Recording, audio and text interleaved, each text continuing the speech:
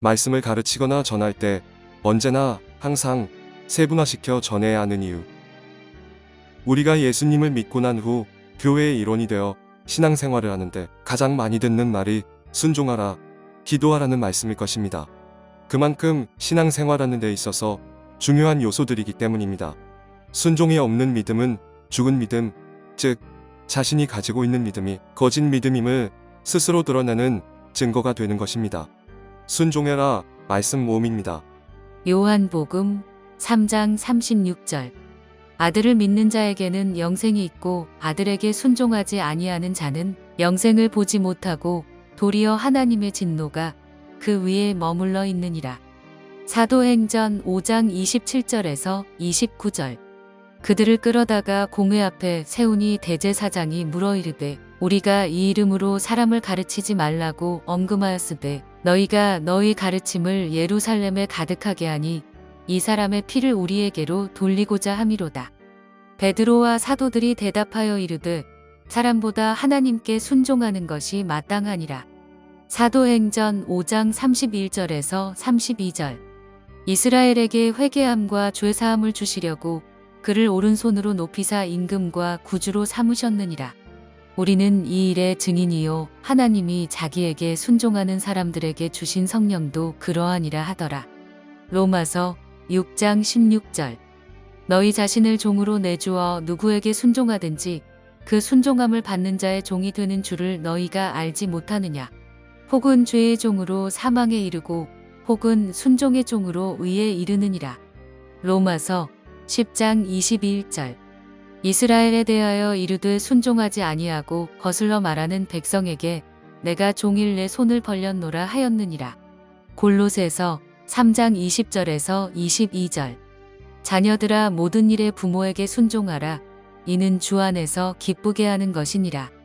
아비들아 너희 자녀를 노엽게 하지 말지니 낙심할까 함이라.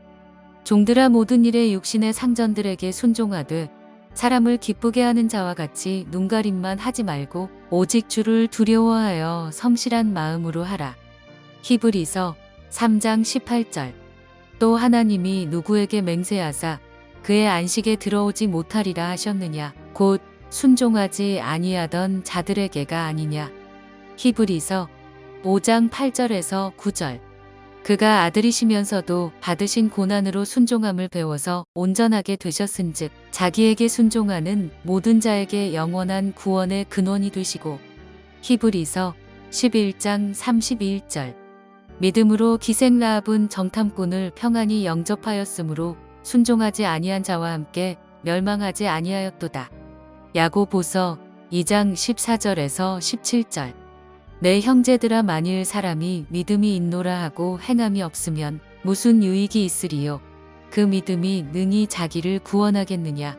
만일 형제나 자매가 헐벗고 일용할 양식이 없는데 너희 중에 누구든지 그에게 이르되 평안히 가라, 덥게 하라, 배부르게 하라 하며 그 몸에 쓸 것을 주지 아니하면 무슨 유익이 있으리요.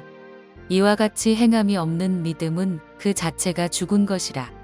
베드로전서 1장 14절에서 15절.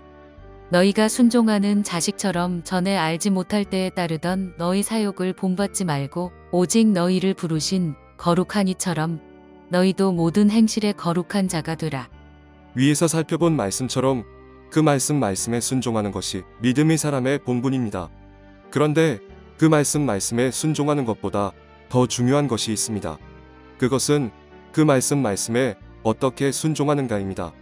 여러분들께서도 잘 아시는 바와 같이 신약시대의 바리새인들은 그들 나름대로는 하나님의 말씀에 순종하려고 갖은 노력을 다하는 자들이었습니다. 이들은 구제와 전도와 11조와 금식 기도와 기도를 열심히 하던 자들이었습니다. 하지만 예수님께서는 그들이 열심을 가지고 행하는 그 행위에 대하여 칭찬은 불구하고 항상 늘 그들에게 질책과 꾸지람과 책망과 심판의 말씀을 선포하셨습니다. 왜 그러셨을까요? 그들 나름대로는 순종을 했는데도 말입니다. 그 이유는 성경을 자세히 살펴보면 알 수 있습니다. 바리새인들은 돈을 지나치게 사랑하는 자들이었으며 명예를 탐하고 그 모든 행위들을 사람에게 보여주기 위한 자기 자랑의 도구로 삼았던 자들이었습니다. 다시 말해서 그들은 오직 자기 의를 나타내며 자기 자신을 사람들 앞에서 자랑하기 위해서 이 모든 종교 행위를 실천하는 자들이었습니다.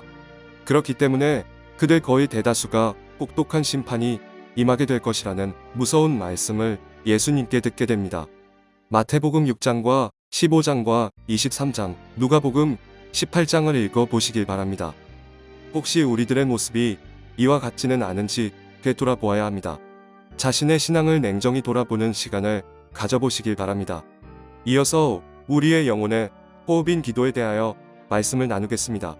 영혼의 호흡인 기도를 안 한다는 것은 그가 하나님의 자녀됨을 스스로 포기하는 것과 같은 것입니다. 사무엘 선지자는 사무엘상 12장에서 기도를 쉬는 것이 죄를 범하는 것이라는 담대한 메시지를 이스라엘 사람들 앞에서 전했습니다. 사무엘상 12장 23절에서 24절. 나는 너희를 위하여 기도하기를 쉬는 죄를 여호와 앞에 결단코 범하지 아니하고 선하고 위로운 길을 너희에게 가르칠 것인즉 너희는 여호와께서 너희를 위하여 행하신 그 큰 일을 생각하여 오직 그를 경외하며 너희의 마음을 다하여 진실이 섬기라. 이처럼 기도는 우리 신앙생활에 없어서는 안 될 호흡과도 같은 것입니다. 호흡이 멈추어지면 그 사람은 이미 죽은 사람이 되는 것입니다. 예수님을 믿는 우리는 언제나 늘 항상 쉬지 말고 기도하는 삶을 살아가야 합니다. 그런데 반드시 우리가 꼭 알아야 할 기도에 관한 것들이 있습니다. 이 문제는 잠시 후 결론 부분에서 자세히 설명드리겠습니다. 결론입니다. 하나님의 말씀을 전하는 분들은 그 말씀을 듣는 대상들에게 구체적으로 세분화시켜서 전해야 합니다. 예를 들어 하나님 말씀에 순종하는 것을 설교할 때나 가르칠 때 구체적인 언급 없이 그냥 순종하세요라고 전하면 그 말씀을 받는 사람들은 어떻게 순종하는지 잘 알지 못합니다. 그렇기 때문에 바리새파적인 순종을 하고 있으면서도 자기는 하나님 말씀에 참 순종을 한다고 착각하며 사람들 앞에서 자신의 종교적인 행위들을 자랑합니다. 즉, 이들이 행하는 모든 것, 곧 11조와 구제와 기도와 선교 및 전도와 그 밖에 여러 가지 봉사를 하는 데 있어서 하나님께 영광 돌려드리는 것이 아니라 온통 사람들만을 의식하며 자기 의를 드러내며 행하는 사람들이 되고 맙니다. 그렇기 때문에 어떻게 하는 것이 참 순종인지를 구체적으로 세분화시켜서 설명하며 말씀을 전해야 합니다. 참 순종은 바로 하나님을 마음속 깊이 의식하며 행하는 것입니다. 곧 하나님께 온 마음을 다하여 영광 돌리는 가운데 행하는 것이 참 순종입니다. 이런 마음으로 순종하지 않는다면 그것은 바리새인들처럼 자기 의를 쌓는 불법을 행하는 것이 되는 것입니다. 고린도전서 10장 31절. 그런즉 너희가 먹든지 마시든지 무엇을 하든지 다 하나님의 영광을 위하여 하라. 골로새서 3장 17절. 또 무엇을 하든지 말에나 일에나 다 주 예수의 이름으로 하고 그를 힘입어 하나님 아버지께 감사하라. 베드로전서 4장 11절. 만일 누가 말하려면 하나님의 말씀을 하는 것 같이 하고 누가 봉사하려면 하나님이 공급하시는 힘으로 하는 것 같이 하라. 이는 범사의 예수 그리스도로 말미암아 하나님이 영광을 받으시게 하려 함이니 그에게 영광과 권능이 세세에 무궁하도록 있느니라. 아멘. 우리가 하나님께 드리는 기도도 마찬가지입니다.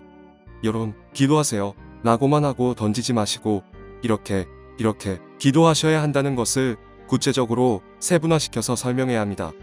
예수님께서는 마태복음 6장에서 오늘날 주기도문이라 명명되는 기도문을 통하여 기도의 순서와 어떻게 무엇을 기도해야 하는 것을 가르쳐 주셨습니다. 그러시면서 들의 백합화와 아궁이에 던져지는 들풀도 하나님께서 입히시는데 하물며 너희를 돌보지 않겠느냐고 하시며 무엇을 마실까, 무엇을 먹을까, 무엇을 입을까 염려하지 말라고 하셨습니다.